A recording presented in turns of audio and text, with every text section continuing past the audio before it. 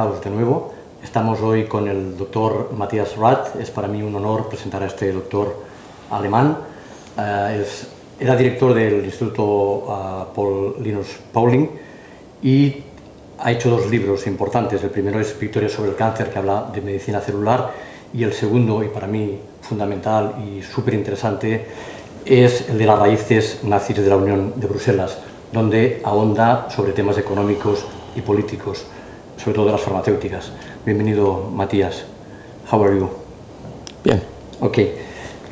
I've been listening to you, and you are exceptional. I'm very honored to have you here in this interview. I know that you've been director of Linus Pauling Institute. This was a long time ago, probably. Mm-hmm. What is the importance of vitamins for human beings? Vitamins mean life. Okay. Every cell is only working if the energy is being created within what is called the biological power plants of the cells, or mitochondria. And the fuel, the main fuel these cells use to function properly, are vitamins and other micronutrients. So the sentence "vitamins mean life" is a good summary of what the significance is. Okay.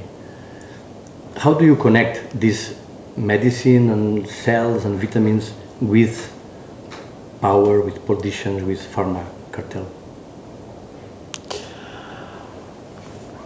I didn't do that in the beginning. I was a scientist who was interested in solving problems of human health, starting with cardiovascular disease, and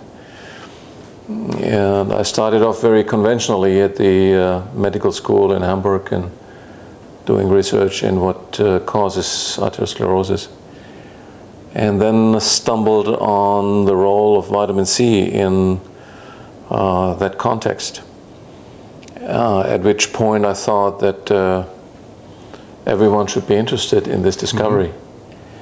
And it was over a long process of learning for me that I realized the interest groups in the field of health, and that vitamins or any substances that are not patentable are not only unwanted, they are being actively fought. And research into this field of natural, non-patentable health is being neglected, obstructed by the status quo for economic reasons primarily.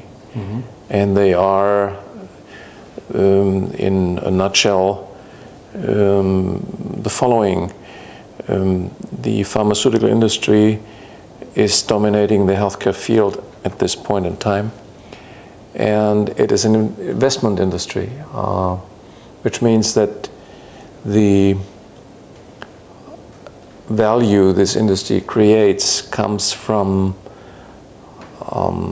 molecules that they create, they invent, they mm-hmm. synthesize, and they patent.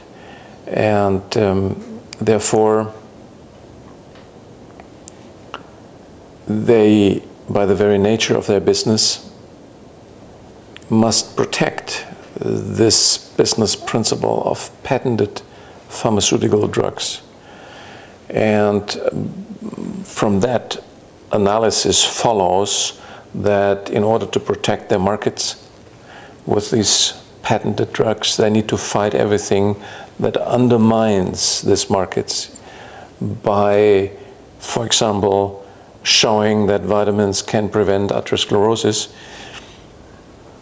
and that the hardening of the arteries is a precursor of vitamin deficiency disease, scurvy.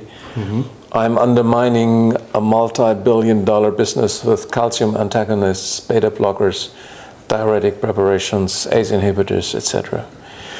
That was something I didn't know at the time when I went into that field of scientific investigation. But I think it's part of life, it's part of human beings that we need to adapt. And together with my colleagues, we know that many diseases, human diseases that kill millions of people today in Spain and in other countries, are actually caused, directly caused or favored by long-term vitamin deficiencies. And once you know that as a scientist, and once there is someone who, or there are interest groups that obstruct you from telling that or researching that, or even want to put you to prison so that you can no longer say that, then you need to take a decision. And that decision is, are you going to fight these interests, or are you just giving in? There's no middle way. There must be a big interest, it's big money around. It is, yeah. Can you define what companies or what groups control this? Well, I think the largest export nation of pharmaceutical drugs currently is the US, followed by Great Britain, and then I believe still Germany and Japan, France are some of the following nations. And that global market share defines generally the support by the respective governments. Historically speaking, Germany has been the lead export nation of pharmaceutical drugs during the previous century, but that has shifted slightly.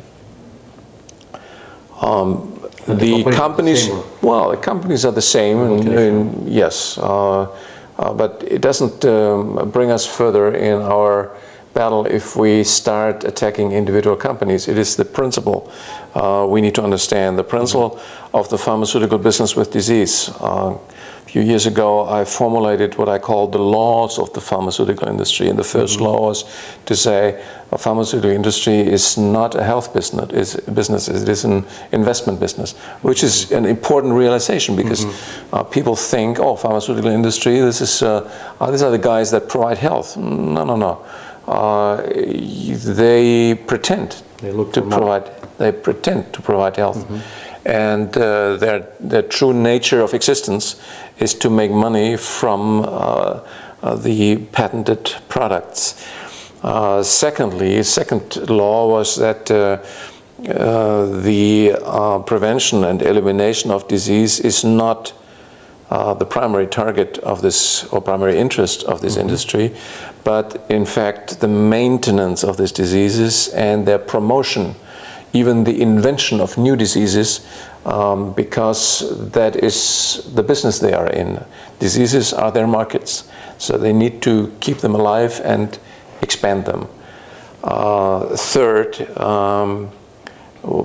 is they of course cannot say that openly, because people and governments would revolt. So there's about 50 to 60% of the money they spend is in what they call marketing, which is of course the deception to cover what they really do.